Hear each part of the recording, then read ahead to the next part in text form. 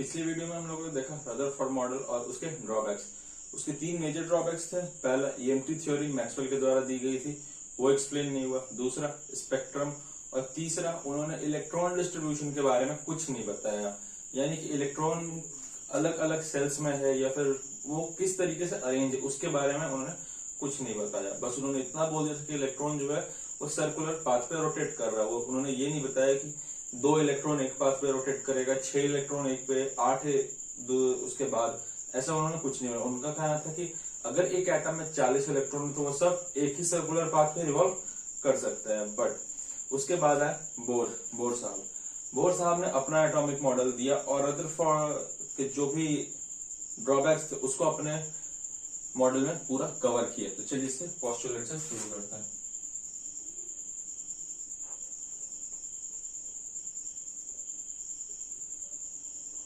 Postulates number 1, Rutherford साहब ने just इतना कहा था कि electrons revolve in a circular path, बस बात खत्म। अब वो अगर 40 इलेक्ट्रॉन है तो खुद सोचो कि 40 एक ही सर्कुलर पाथ पे रोटेट कर रहे होंगे उनके हिसाब से। बट बोर साहब ने कहा ऐसा नहीं है, electrons revolve in a certain circular path. तो बोर साहब ने बोला कि ऐसा नहीं कि सारा इलेक्ट्रॉन एक ही सर्कुलर पाथ पे घूमता रहेगा, ऐसा नहीं है। हर का अपना एक एनर्जी लेवल होता है, हर सेल का अपना एनर्जी लेवल होता है, और जिस इलेक्ट्रॉन का एनर्जी जिस सेल के साथ सुटेबल होगा, कंपेटिबल होगा, वो उसी में जाके रहेगा। तो इसीलिए बोर साहब ने कहा कि हर इलेक्ट्रॉन जो है वो एक फिक्स्ड सर्कुलर पाथ पे ही रोटेट करेगा, जिसको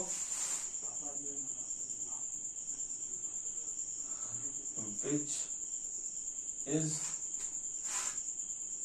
known as orbits, energy levels, energy cells, बहुत सारे नाम से इसको जाना जाता है। सेकंड पोस्टुलेट,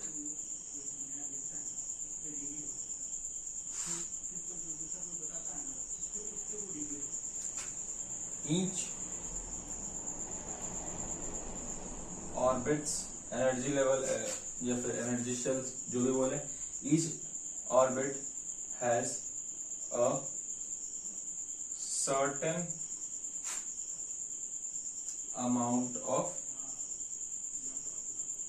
एनर्जी, यानी जितने भी सेल्स होंगे, जितने भी सर्कुलर पाथ होंगे, उनका एक अपना एनर्जी लेवल होगा। फॉर एग्जांपल, अगर ये एक एटम है, ये इसका nucleus,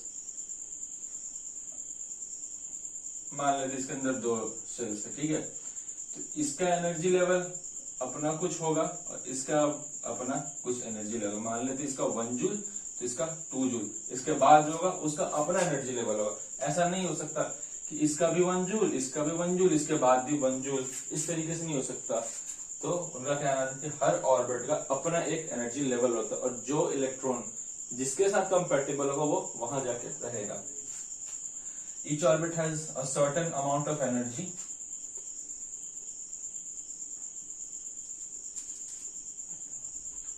That's why they are also known as energy levels. Orbits को energy level या फिर एनर्जी शेल बोलते हैं, ठीक है। अब आते हैं थर्ड पोस्टुलेट पे। अब third postulate,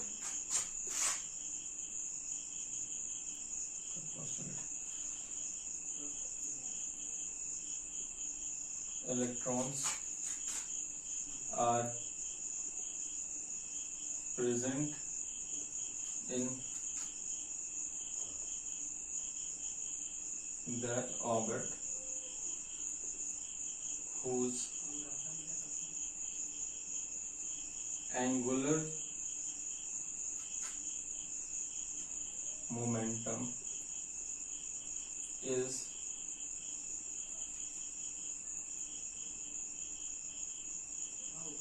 is integral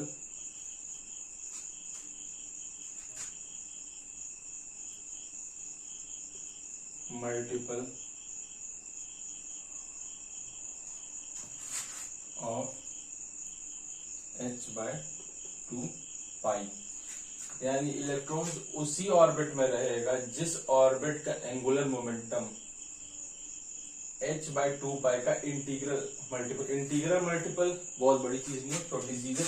integer किसी भी, यानी ऐसे देख लो, एंगुलर मोमेंटम को हम लोग अगर इसका फॉर्मूला लिखते तो mvr एंगुलर मोमेंटम, तो इसकी जो वैल्यू होगी वो n इंटू h/2 पाई। h कांस्टेंट टर्म है, प्लैंक कांस्टेंट, 2 नंबर है तो खुद का खुद कांस्टेंट, और पाई भी कांस्टेंट एक नंबर है। अब इसको 3.14 बोलो या 22/7 बोल लो। और n जो है वो इंटीजर, यानी 1 2 3 4 5 6 कुछ भी हो सकता है, पर वो हमेशा इंटीजर रहेगा। ऐसा नहीं कि हम उसको लिख देंगे 1.2 1.3 1.8 5.9 9.2 पॉइंट में या फ्रैक्शन में कभी नहीं आएगा। जब आएगा तो एक इंटीजर रहेगा 1 2 3 4 कुछ भी। वही है इंटीग्रल मल्टीपल, यही n है इंटीग्रल मल्टीपल। और बात रहा एंगुलर मोमेंटम का, तो इसके ऊपर एक अलग से पूरी वीडियो आएगी जिसमें हम लोग पढ़ेंगे एंगुलर मोमेंटम एक्चुअल में होता है क्या है। तो अभी के लिए बस इतना कि इलेक्ट्रॉन जो है वो उसी ऑर्बिट में रहेगा जिस ऑर्बिट का एंगुलर मोमेंटम जो है वो h/2 पाई का इंटीग्रल मल्टीपल होगा, यानी वो इंटीजर मल्टीपल होगा। ठीक है। अब फोर्थ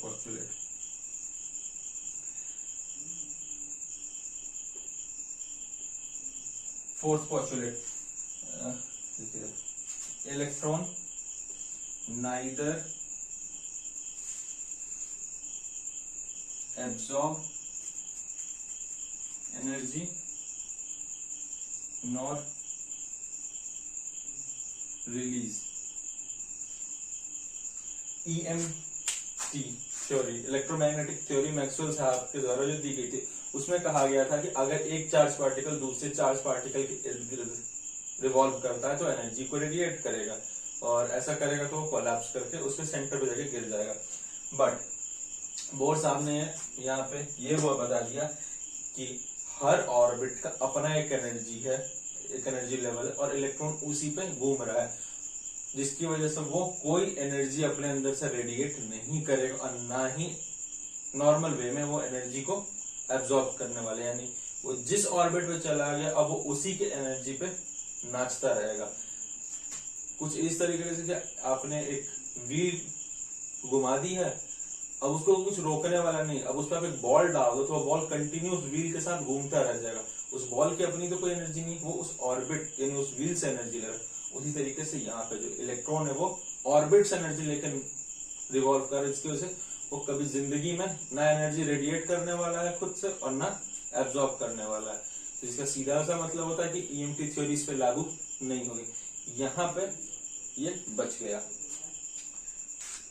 अब फिफ्थ और लास्ट पोस्टुलेट, और ये बहुत इंपॉर्टेंट है।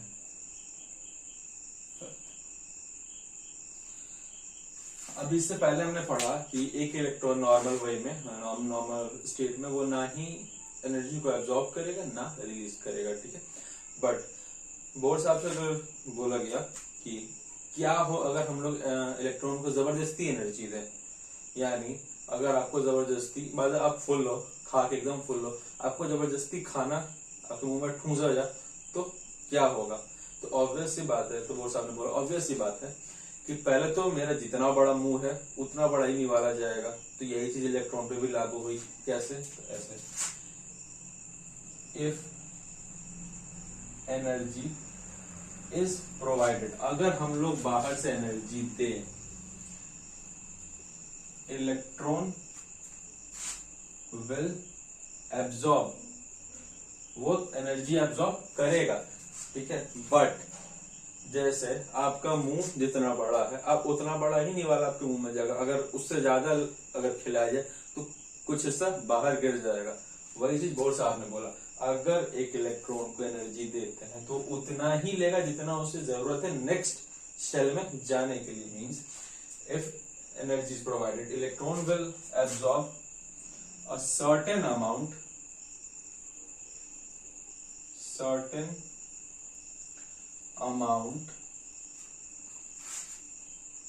ऑफ एनर्जी एंड लेगा और सीधा फान जाएगा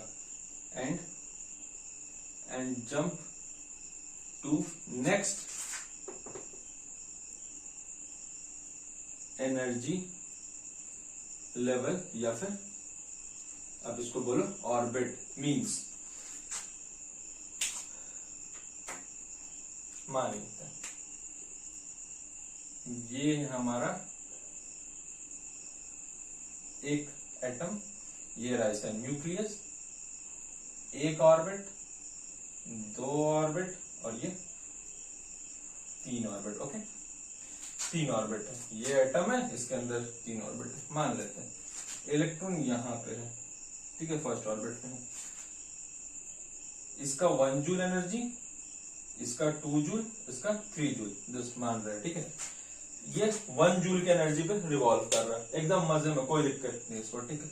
अब इसको हम जबरदस्ती एनर्जी दी, ले भाई तू ले ले थोड़ा सा, तो ये क्या करेगा, ऐसा नहीं है कि ये 1 जूल पे है तो ये एक बार में 2 जूल 3 जूल ये जितना इसको मिला उतना लेके और यहां से निकल के सीधा, मान लीजिए 2 जूल मैक्सिमम अमाउंट हम दे रहे 2 जूल, तो 2 जूल लेगा और सीधा यहां से उछल के इस यहाँ पे आ जाएगा। ऐसा नहीं होगा, ये 1 जूल ही एब्जॉर्ब करेगा, क्योंकि इन दोनों के बीच का जो डिफरेंस है वो उतना ही एब्जॉर्ब करेगा जितना से वो एक से निकल के दूसरे में जा सके। ऐसा नहीं है कि पहले से निकल के तीसरे में, चौथे में, पांचवे में, या फिर जो एकदम लास्ट सेल है वहां पहुंच जाए, ऐसा नहीं होगा। वो फर्स्ट से निकलेगा तो सेकंड में जाएगा, सेकंड से निकलेगा तो थर्ड में, यानी स्टेप बाय स्टेप सीढ़ी की तरह सीढ़ी चढ़ता जाएगा। ये इलेक्ट्रॉन जो है वो 1 जूल वाले में है तो वो 1 जूल ही एनर्जी एब्जॉर्ब करेगा और 2 जूल में जाएगा। जैसे अगर आपका मुंह इतना छोटा सा है तो आप इतना ही निवाला लोगे, ऐसा नहीं है कि आपको पूरा पूरा मुट्ठे भर में ठूसा जाए, तो कुछ आपके मुंह में जाएगा, कुछ बाहर गिर जाएगा।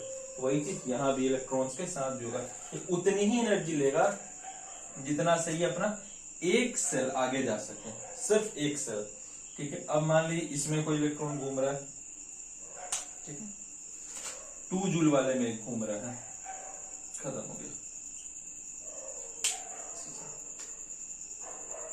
2 जूल वाले में कोई घूम रहा है, इसको भी एनर्जी, तो ये भी इतना ही लेगा कि ये नेक्स्ट में जा सके, यानी 1 जूल एनर्जी लेगा ताकि ये 2 से 3 में जा सके। मान लेते हैं 3 की जगह इसका 4 जूल है, एनर्जी जो है थर्ड ऑर्बिट का मेरा 4 जूल है, तो यहाँ पे ये इलेक्ट्रॉन जो है वो 2 जूल एनर्जी लेगा और नेक्स्ट में जंप कर जाएगा। यही था बोर साहब का लास्ट पोस्टुलेट, जिसने इनके इससे पहले वाले पोस्टुलेट को कवर कर लिया। यानी बोर साहब ने बोला कि एक इलेक्ट्रॉन उतना ही एनर्जी लेगा जितना से वो अपने नेक्स्ट हायर सेल में जा सकता है, उससे ज्यादा नहीं लेगा। ऐसा नहीं कि इलेक्ट्रॉन को आप 10 जूल 20 जूल जितना मन की एनर्जी दे दिए और वो फर्स्ट सेल से सेकंड सेल से निकल के सीधा लास्ट सेल में पहुंच गया, ऐसा नहीं होगा। तो यहाँ पे हमारा बोर एटॉमिक मॉडल का सारा पोस्टुलेट खत्म होता है। अब इसमें 2-3 काफी इंटरेस्टिंग चीजें हैं, लाइक एंगुलर मोमेंटम और एक स्पेक्ट्रम, सिंगल इलेक्ट्रॉन, तो वो हम लोग नेक्स्ट वीडियो में कवर करेंगे। अभी के लिए हम लोग पढ़ लेते हैं ड्रॉबैक्स, यानी पोस्टुलेट और ड्रॉबैक्स। तो चलिए ड्रॉबैक्स शुरू करते हैं। Drawbacks number 1, would explain atomic spectra of single electron atom like hydrogen, lithium 2+, ऐसी तरह। यानी एटॉमिक स्पेक्ट्रा, रदरफोर्ड साहब का जितना ड्रॉबैक्स, इसको हम लोग एकदम डिटेल में एक्सप्लेन करेंगे अपकमिंग वीडियोस में। अभी के लिए इतना जान लीजिए कि एटॉमिक स्पेक्ट्रा मतलब अगर एक व्हाइट लाइट एक एटम पे गिरता है तो वो कुछ वेवलेंथ को एब्जॉर्ब करेगा और कुछ को इमिट कर देगा, तो उस केस में एक बैंड बनेगा वेवलेंथ का या कलर्स का, एक अब बोलो कलर्स का एक बैंड बनेगा।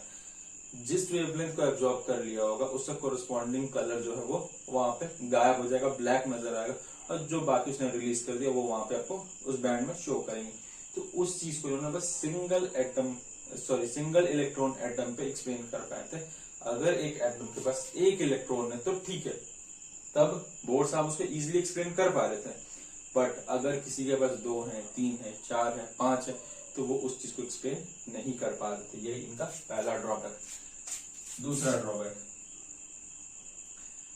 केमिस्ट्री में अभी 2 इफेक्ट है, स्टार्क इफेक्ट, टोनी स्टार्क वाला नहीं, साइंटिस्ट का नाम था स्टार्क इफेक्ट, और जीमैन इफेक्ट, उसको बोर साहब एक्सप्लेन नहीं कर पाए।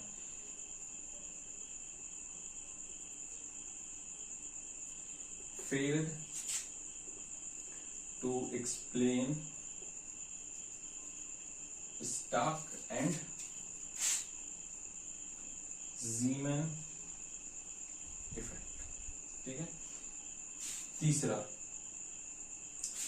बोर साहब का जो एटॉमिक मॉडल था, जो थ्योरी थी, वो एटम को तो ठीक है एक्सप्लेन कर रही थी, चलेगा, बट जब 2 एटम कंबाइन होकर एक मॉलिक्यूल तैयार कर रहे थे तो उनका शेप क्या होगा, उस चीज को या उसके बारे में नहीं बता पाए थे। तो इनका थर्ड ड्रॉबैक है failed to explain shape of molecules by combination of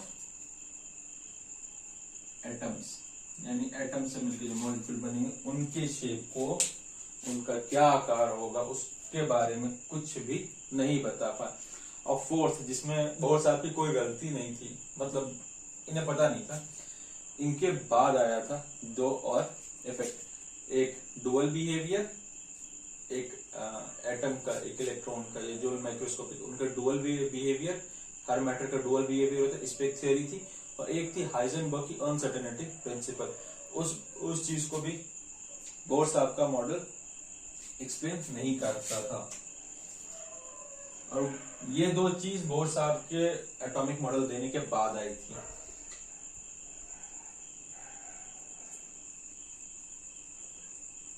इसको ऐसे लिखते हैं तो सही रहेगा, theory fail to satisfy dual behavior of matter and Heisenberg uncertainty principle।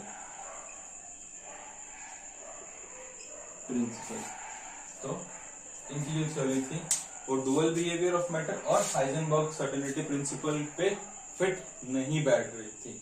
और इसके बाद जो मॉडल आया था, जिसको आज तक हम लोग फॉलो करते हैं, क्वांटम मैकेनिकल मॉडल, उस पे वो जो है वो इन्हीं 2 थ्योरीज के ऊपर बेस्ड नहीं, ये 2 थ्योरीज की नींव है, जो कि बोर मॉडल में एकदम से गायब थी, उन्हें इस बारे में कोई आइडिया तक नहीं था। तो यही थी बोर मॉडल का पोस्टुलेट और ड्रॉबैक्स। और इसके जो ड्रॉबैक्स है वो हम लोग अपकमिंग वीडियो में पूरी तरीके से कवर करेंगे। एटॉमिक स्पेक्ट्रा क्या है, स्टार्क एंड ज़ीमैन इफेक्ट क्या है, कॉम्बिनेशन ऑफ एटम्स क्या होता है, ये तो पढ़ना ही है, बहुत डिटेल में पढ़ना है। और इससे पहले हमने देखा था एंगुलर मोमेंटम, उसके बारे में भी अपकमिंग वीडियो में पूरे डिटेल में पढ़ेंगे। तो बोर मॉडल हमारा यहीं पे खत्म होता है।